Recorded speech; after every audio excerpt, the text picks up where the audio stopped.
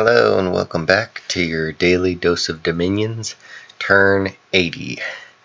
80 days in which you have been watching videos of Dominions 5 with me monologuing in the background. Except for that one time where I couldn't get the volume to work and you were watching it without me monologuing in the background. Well, no such luck for you this time. Let's see what's going on today. TNG sends a message. This is to me, everyone, I think. I think it was everyone, but I don't know if everyone else got it. I felt like it was an everyone message. But anyways, yeah, he's going to be trying all sorts of crazy stuff.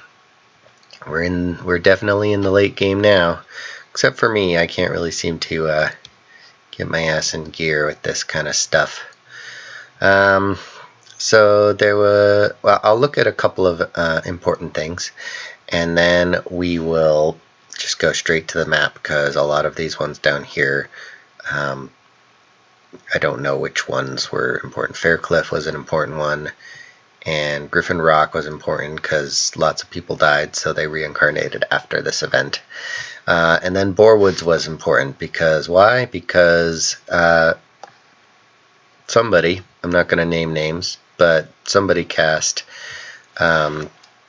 this Wraith Lord spell. I don't remember what it's called, but we'll take a look at it in a second. And I took some pretty heavy losses, so I was not expecting that, nor was I expecting it to be actually effective against my little medley of troops.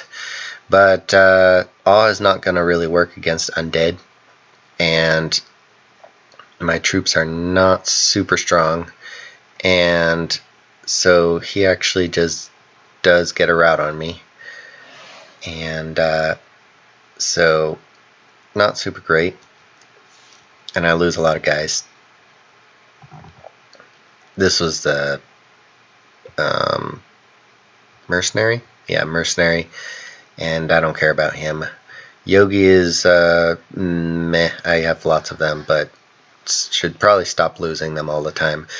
And then really it's the number of troops that I lost that was unfortunate. And I was building a palisade here again, so there goes another 60 gold, or sorry, 600 gold down the drain, flushing my money down the toilet. And then a bunch of assassination attempts, but most of them actually catch my Yaksha and then die, so not so good for him. Then what else? Griffin Rock. Yeah, so Griffin Rock is another important battle. What actually happens is I was moving to break the siege where he was, but he met my army and intercepted it, and so I don't actually have my full force, namely, well, I have most of it, but I don't have my Siddha here, and I don't really think that my Siddha would have done a whole lot more to help out against this, but it would have done something. So he's got his communion up, and we're casting Thunder Strikes, which are fun to watch.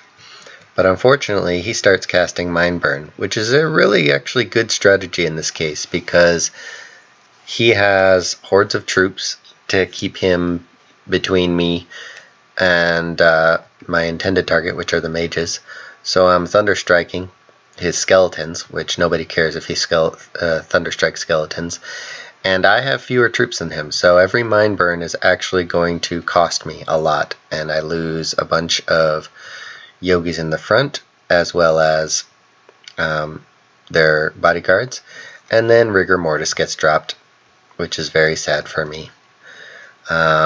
Not like I was really going to pull something out of this anyways, because there's just too many skeletons, and I don't have a front line of much of anything to take care of that. So my mages run, and whatever Pegasuses can get away do. He does actually enslave mind a couple of them as well, but this is a big fat chunk of yogis that are just gonna get chopped into little pieces and mind burned.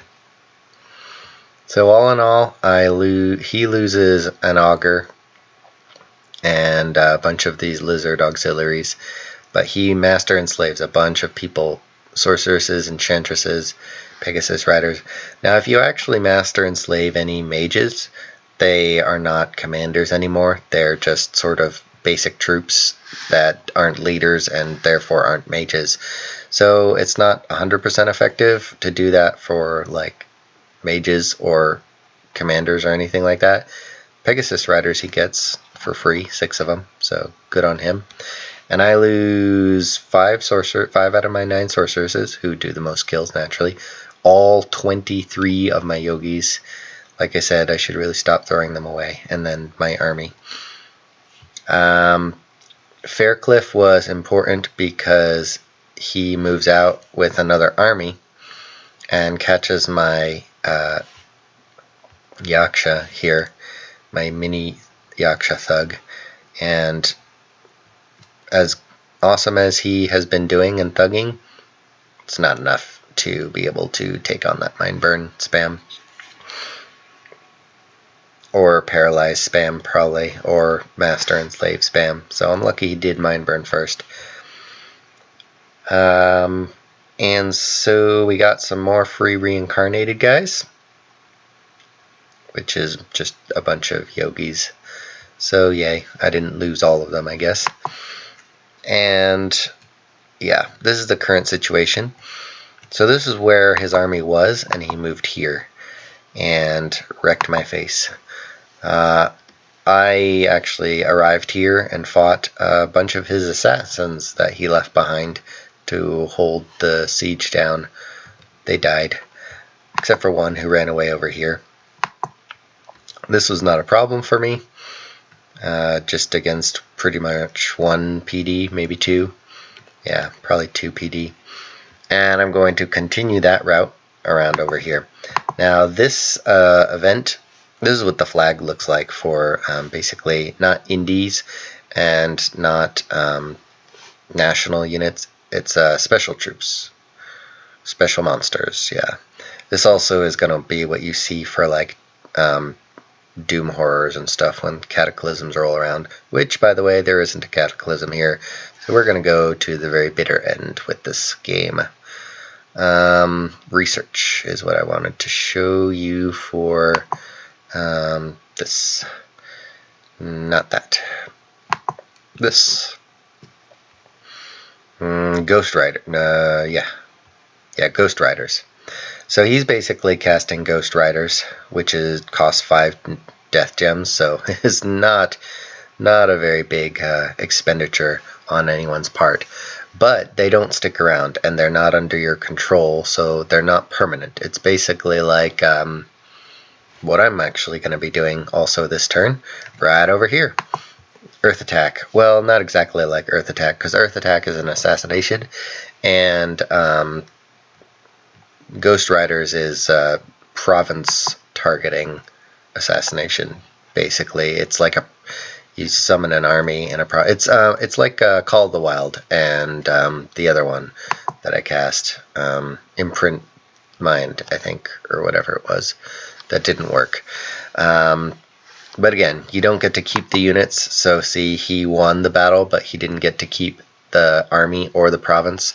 So it's not the best, but if you want to, say, snipe a province where somebody is building a palisade on top of a throne before it gets built, and there are also some mages and armies there that you think you can take, go for it, and it'll work.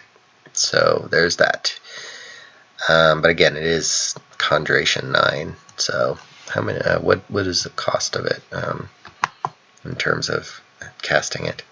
Oh, it's like Death 6 too, so very, very limited availability for how many people are going to be dropping that on you. But yeah, just something to keep in mind and keep an eye on.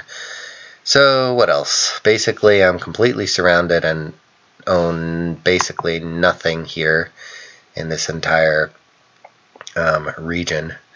So yeah, I'm just going to shoot out some earth attacks from there. I've decked him out with what limited equipment I have. A lightweight scale mail, regeneration. Ring of Fire. He has 25% regeneration now out of 195 hit points. See, that is one benefit to making him a prophet. As long as you can keep him in your dominion, he'll have ridiculous hit points, and then you just throw all sorts of random regenerative crap on him, and he is very strong. I don't have very good weapons, unfortunately, and I don't have any shields. Yeah, so there's that. He can also buff himself up with a bunch of he doesn't need blessing because he's a prophet. Forgot about that. So yeah, there's that. What else? Alright, I'm here still. It looks like he tried to break out, and I won. Yeah, go me. So this is a little battle to see if he can break the siege. Yeah, he's not going anywhere.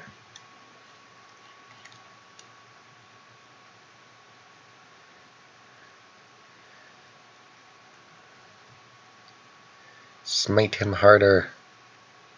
There we go. Okay, there's some skelly spam. It's not actually skelly spam. This is just summon skeletons. So he has only one of these guys spamming more, but I think I can take it. And he's casting fire spells this time instead of mind burn. What has he got? Magic boost 2, so he's got at least like 3 fire on those guys. Well, oh well. And I'm casting what is it? Healing light or something. Yeah, gift of healing. So all my guys are getting healed way up. And yeah, they get sliced and deaded. And I win. Let's take a look at that, because I didn't actually remember that was important. Got a bunch of items. This is actually from him, because he died. So he dropped his items and I got them. Picked them right back up. Pretty good exchange, but again, my forces are significantly less than his, and really these guys are the ones that I don't want to be losing, because I can't recruit them at my capital anymore, and I can only be summoning them with my nature gems, but I'm not even really doing that, so that's unfortunate. Trying to lose fewer of them. But I'm happy with this outcome anyways. Still on top of that fort, and I'm still going to try and take it. He's going to move over here with some more guys, but it seems to be mostly gladiators, so not too concerned about that. Yeah, let's take a look at this. So I'm just going to spread out and scatter and try and take as much of my cap circle back as I can. These guys will be scripted to Creeping Doom and then lesser elementals, namely fire and or water for him, but I'm not using my fire gems for that, and then earth for him. So those should be able to take on whatever PD is there. And then I'm going to move out with her, try and take this province. And then this I really just need to walk into. But just in case, we'll soul slay a bit there. I didn't actually know if the special monsters were not there anymore. Turns out they're not, so I could have just walked in there. No problem, but so could have Airmore, so better to have a contingency plan in place. He's probably going to raid some more with that. It usually seems like he raids this way with these guys who come out from up here, but we'll see. I don't know. Meantime, I'm just moving guys back and forth from here. He's just picking up stray dudes that got left behind in retreats and such. And I'm moving some more people here from my excuse me, province here where they get recruited, so it can be more on the front lines. I really should have, like, from the get-go been using these as sacred archers. They're not durable in a fight at all, so that's sad. But now I know for next time, if I ever get them. Okay, that's all for today. See you guys tomorrow. I'm not doing very much. Oh yeah, I also got the mercenaries here, and they didn't show up. Where am I trying to get them now? 138. I really want those ghost dudes. 138. I don't know where that is. I'll tell you what, if they show up next turn, we will go take a look at them.